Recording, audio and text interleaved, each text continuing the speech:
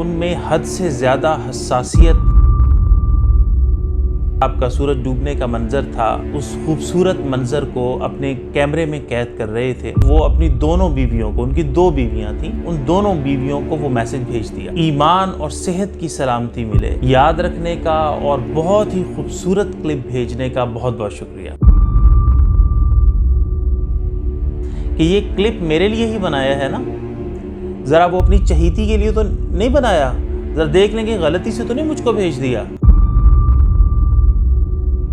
कि दिल पे हाथ रख के बताइए कि दोनों में से किस बीवी के लिए दिल में जगह बनेगी। बहुत ज्यादा सियानपति को छोड़ देना चाहिए,